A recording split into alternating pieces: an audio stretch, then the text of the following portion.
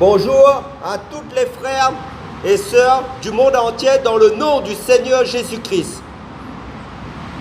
Je me présente le frère Serge de l'île de la Réunion pour les nouvelles personnes qui ne me connaissent pas et qui se connecteront à ma chaîne.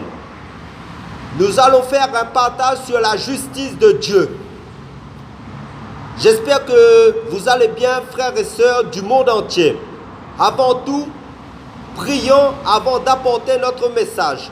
Père, conduis-nous par ton Saint-Esprit, parle-nous dans ta vérité, dans le nom du Seigneur Jésus-Christ. Amen.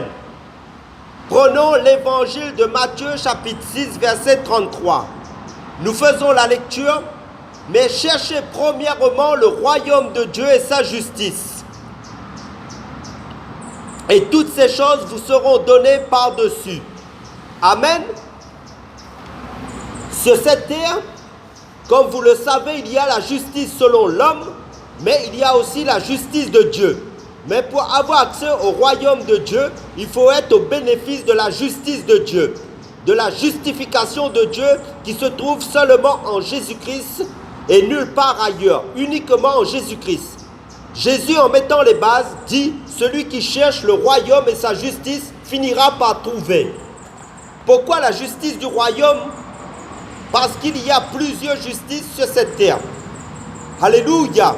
Mais la justice qui nous importe, c'est la justice du royaume de Dieu, pour la vie éternelle. Amen. Le livre de Romains chapitre 10 nous dit, car Christ est la fin de la loi pour la justification de tout croyant en Jésus-Christ. Et toujours dans le livre de Romains chapitre 8 verset 30, nous mentionne que ceux que Dieu a prédestinés, il les a aussi appelés. Et ceux qu'il a appelés, il les a aussi justifiés. Et ceux qu'il a justifiés, il les a aussi glorifiés. Et tout cela vient de l'œuvre de la croix, du sacrifice de Jésus-Christ pour nous qui ont cru en Jésus-Christ. Prenons le livre de Galates chapitre 3, versets 10 à 14, qui nous dit « Car tous ceux qui s'attachent aux œuvres de la loi, c'est-à-dire à la loi de Moïse, sont sous la malédiction. Car il est écrit, maudit est quiconque ne persévère pas dans toutes les choses qui sont écrites dans le livre de la loi et ne les met pas en pratique, et que personne ne soit justifié devant Dieu par la loi. Cela est évident puisqu'il est dit, le juste vivra de la foi. Or, la loi ne procède pas de la foi, mais elle dit, l'homme qui mettra ces choses en pratique vivra par elle. Christ nous a rachetés de la malédiction pour nous,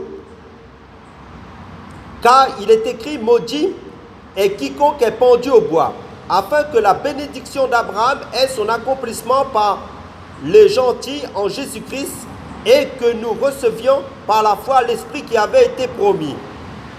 Lisons aussi dans le même chapitre de Galates chapitre 3, un peu plus bas au verset 22 à 27. Il nous est dit, mais l'Écriture a renfermé tous les hommes sous le péché, afin que ce qui avait été promis soit donné par la foi en Jésus-Christ. À ceux qui croient, or avant que la foi vienne, nous étions renfermés sous la garde de la loi, en vue de la foi, qui devait être révélée. Ainsi, la loi a donc été notre pédagogue pour nous amener à Christ, afin que nous soyons justifiés par la foi. Mais la foi étant venue, nous ne sommes plus sous ce pédagogue parce que vous êtes tous fils de Dieu par la foi en Jésus-Christ. Car vous tous qui avez été baptisés en Christ, vous avez revêtu Christ. Amen. Alléluia. Merci Seigneur Jésus-Christ pour notre identité en toi seul, Seigneur. Et le livre de Galates chapitre 2 verset 16 nous dit clairement, nous précise bien, sachant que l'homme n'est pas justifié par les œuvres de la loi, mais seulement par la foi en Jésus-Christ. Nous, dis-je, nous avons cru en Jésus-Christ afin que nous soyons justifiés par la foi en Christ et non pas par les œuvres de la loi. Parce qu'aucune chair ne sera justifiée par les œuvres de la loi, c'est-à-dire de la loi de Moïse. Amen. Car l'évangile de Jean chapitre 1 verset 17 nous dit, la loi a été donnée par Moïse, la grâce et la vérité sont venues par Jésus-Christ.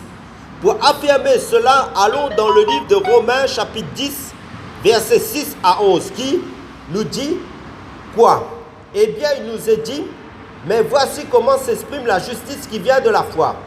Ne dis pas en ton cœur qui montera au ciel, c'est d'en faire descendre Christ, ou qui descendra dans l'abîme, c'est faire remonter Christ d'entre les morts. Mais que dit-elle? La parole est près de toi, dans ta bouche et dans ton cœur. Oh, voilà la parole de foi que nous prêchons. C'est pourquoi si tu confesses de ta bouche le Seigneur Jésus et si tu crois dans ton cœur que Dieu l'a ressuscité des morts, tu seras sauvé. Car c'est du cœur que l'on croit à la justice et c'est de la bouche que l'on fait profession pour le salut. Selon ce que dit l'Écriture, quiconque croit en lui ne sera pas confus. Amen. Car dans le livre d'Hébreux, chapitre 10, versets 11 à 14, il nous est précisé bien, tandis que tout prêtre se tient debout chaque jour en exerçant son service et en offrant plusieurs fois les mêmes sacrifices qui ne peuvent jamais ôter les péchés, mais lui, c'est-à-dire Jésus, après avoir offert un seul sacrifice pour les péchés, s'est assis pour toujours à la droite de Dieu, attendant désormais que ses ennemis soient mis pour le marchepied de ses pieds. Car par une seule offrande, il, c'est-à-dire Jésus, a rendu parfait pour toujours ceux qui sont sanctifiés. Car dans l'ancienne alliance, les sacrifices d'animaux qui étaient des préfigurations de Jésus-Christ n'ôtaient pas les péchés, mais couvraient les péchés. Et cela devait se répéter à chaque fois, à chaque année. Ésaïe chapitre 64, verset 5 nous dit, sans Jésus au centre de notre vie, notre justice propre est comme un vêtement souillé. Et le livre de Romains chapitre 3 verset 23 nous dit car tous ont péché n'atteignent pas la gloire de Dieu. Dans d'autres versions de Bible, il nous est dit tous ont péché et sont privés de la gloire de Dieu. Car les exigences de Dieu par rapport au péché étaient telles que personne ne pouvait satisfaire ces exigences par rapport à sa sainteté.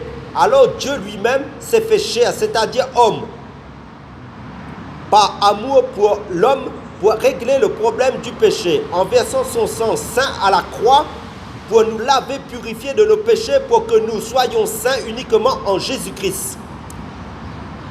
Amen. C'est pourquoi dans l'évangile de Jean chapitre 1 verset 29, le prophète Jean-Baptiste, en voyant Jésus passer, Jean-Baptiste, poussé par le Saint-Esprit, décrit Jésus comme l'agneau de Dieu qui ôte le péché du monde. Car le psaume chapitre 32 verset 1 à 2 nous dit « Béni est l'homme que Yahweh n'impute point son iniquité ». Et le livre de Colossiens chapitre 2 verset 14 à 15 nous dit « Jésus a effacé l'acte qui était contre nous, qui consistait en des ordonnances et qui nous était contraire, et il l'a entièrement aboli en le clouant à la croix. Il a dépouillé les principautés, les puissances et les a exposées publiquement en spectacle en triomphant d'elles par la croix. » Amen. Et l'apôtre Paul nous révèle cette justice de Dieu. Allons dans le livre de Philippiens chapitre 3 versets 1 à 9 où Paul nous dit « Au reste mes frères, réjouissez-vous dans le Seigneur. Je ne me lasse pas de vous écrire les mêmes choses. Et pour vous, c'est une sécurité. Prenez garde aux chiens, prenez garde aux mauvais ouvriers, prenez garde aux faux circoncis. Car c'est nous qui sommes les circoncis, nous qui rendons à Dieu notre culte en esprit et qui nous glorifions en Jésus-Christ. Et qui n'avons pas de confiance en la chair. Bien que je puisse aussi avoir confiance dans la chair. Si quelqu'un estime qu'il a de quoi se confier dans la chair, je le puis bien davantage. Moi, circoncis le 8e jour de la race d'Israël, de la tribu de Benjamin, hébreu né d'hébreu, pharisien en ce qui concerne la loi, quant aux zèles persécutant l'Église. Et quant à la justice à l'égard de la loi, étant sans reproche. Mais ces choses qui étaient pour moi un gain, je les ai regardées comme m'étant nuisibles à cause de Christ. Et celles, je regarde toutes les autres choses comme m'étant nuisibles, en comparaison à l'excellence de la connaissance de Jésus-Christ, mon Seigneur, pour l'amour duquel je me suis privé de toutes ces choses, et je les estime comme du fumier, afin de gagner Christ et que je sois trouvé en lui, ayant non pas ma propre justice, celle qui vient de la loi, c'est-à-dire de la loi de Moïse, mais celle qui est par la foi en Jésus-Christ. La justice qui vient de Dieu par la foi. Amen, alléluia. Paul avait saisi la justice de Dieu, qui est uniquement Jésus-Christ, pour nous la communiquer parfaitement. Car le livre de Colossiens chapitre 1, versets 12 à 14, nous déclare avec précision: rendez grâce au Père qui nous a rendus capables d'avoir part à l'héritage des saints dans la lumière, qui nous a délivrés de la puissance des ténèbres et nous a transportés dans le royaume du Fils de son amour, en qui nous avons la rédemption par son sang, à savoir la rémission des péchés. Amen. Mais la majorité des Juifs n'ont pas saisi cette justice de Dieu qui est Jésus-Christ, en voulant établir leur propre justice selon la loi de Moïse, c'est-à-dire la loi mosaïque. Pour confirmer cette problématique, prenons le livre pour confirmer cette problématique concernant les Juifs, prenons le livre de Romains chapitre 9 à partir du verset 30 à 33, où il nous est dit: que dirons-nous donc? Que les gentils qui ne cherchaient pas la justice ont obtenu la justice. Et la justice qui vient de la foi, c'est-à-dire en Jésus-Christ. Là, il s'agit des païens qui ont accepté la justice de Dieu en Christ. Tandis qu'Israël, c'est-à-dire les Juifs, la majeure partie des Juifs qui cherchaient la loi de la justice n'est pas parvenu à cette loi. Pourquoi? Parce qu'Israël la cherchait non pas la foi, c'est-à-dire en Jésus-Christ, mais comme provenant des œuvres de la loi, c'est-à-dire de la loi de Moïse. Car ils, c'est-à-dire les Juifs, se sont heurtés contre la pierre d'achoppement, c'est-à-dire à Jésus-Christ, qui est la véritable justice de Dieu, donnée par Dieu lui-même pour nous, aux hommes, gratuitement pour la justification de toute personne qui aurait la foi uniquement en Jésus-Christ. C'est pour cela, au verset 33 du livre, au Romains chapitre 9, il nous est dit, selon qu'il est écrit: voici, je mets en Sion la pierre d'achoppement, qui est l'image de Jésus-Christ, et un rocher de scandale, qui est toujours une préfiguration, une image de Jésus-Christ sur le plan spirituel. Et quiconque croit en lui, c'est-à-dire en Jésus-Christ, ne sera pas confus. Amen, alléluia. Écoutez bien, frères et sœurs du monde entier, dans le Seigneur Jésus-Christ. Donc tous ceux qui ont reçu la justice de Dieu, c'est-à-dire Jésus-Christ dans leur vie, doivent impérativement cheminer, demeurer dans la persévérance dans cette justice, c'est-à-dire la parole de Dieu, pour faire la volonté de Dieu jusqu'à la fin. De quelle manière? La Bible dit: car le royaume de Dieu, ce n'est pas le manger, le boire, mais la justice, la paix, la joie par le Saint-Esprit, d'après le livre de Romains chapitre 14 verset 17. Car la parole de Dieu nous dit aussi: ainsi livrez maintenant vos membres pour servir à la justice, pour la sainteté.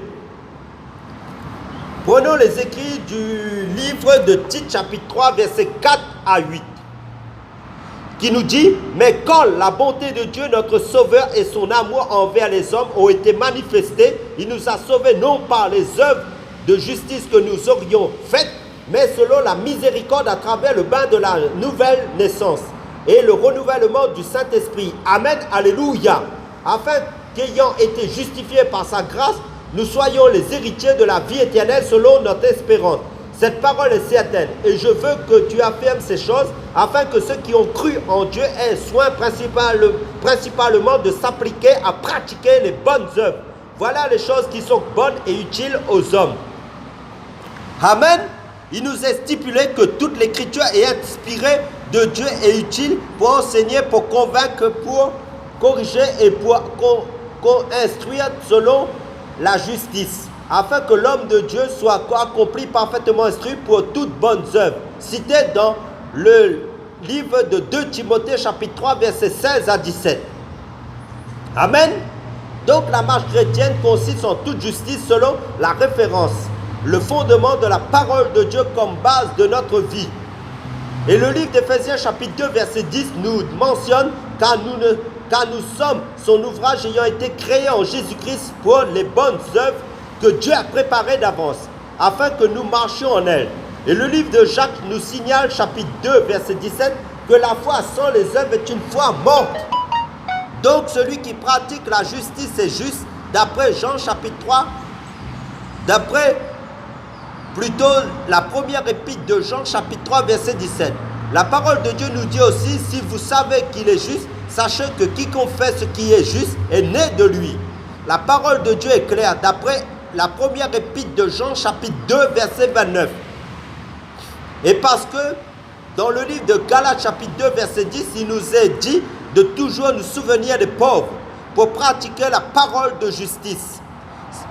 C'est cela connaître Jésus aussi, d'après le livre du prophète Jérémie chapitre 22 verset 16 qui nous dit la même chose.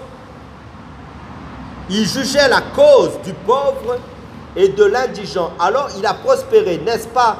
Là me connaître, dit le Seigneur, qui était encore, c'est-à-dire Jésus, qui était encore un mystère dans l'ancienne alliance.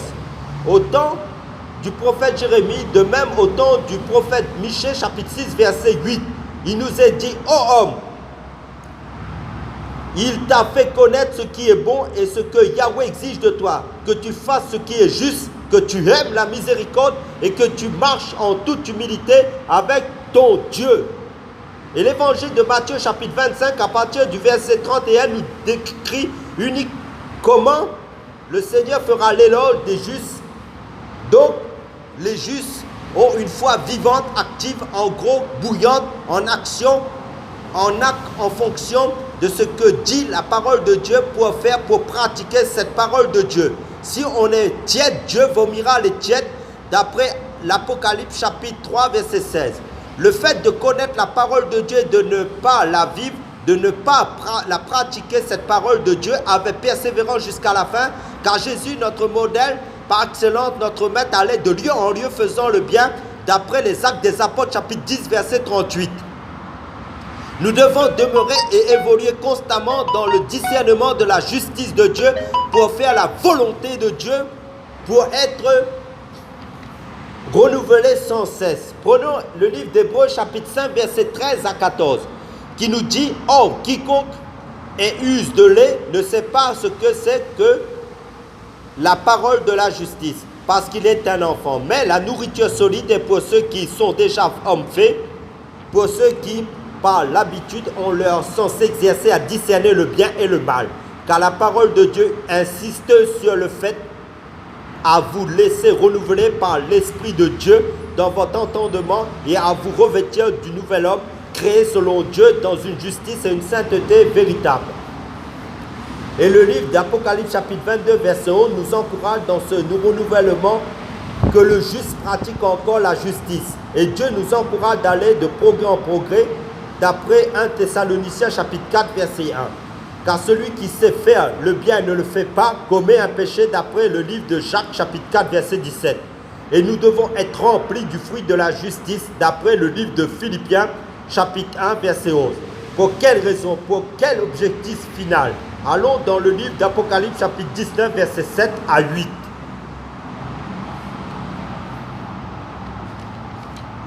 Où il nous est dit, réjouissons-nous et tressaillons de joie. Et donnons-lui gloire, car les noces de l'agneau sont venues. Et son épouse s'est préparée et il lui a été donné de se revêtir d'un fin lin pur et éclatant, car le fin lin désigne la justice des saints. Amen. Donc les noces, c'est primordial. Pour conclure notre message, prions frères et sœurs. Père, merci pour ta grâce, merci pour ta justice qui est ton Fils Jésus-Christ dans notre vie. Car nous ne sommes pas sauvés par les œuvres, mais par la foi en Jésus-Christ, ô mon Dieu, mon roi, qui est ta justice que tu nous as donnée, Père Saint, qui est Jésus-Christ.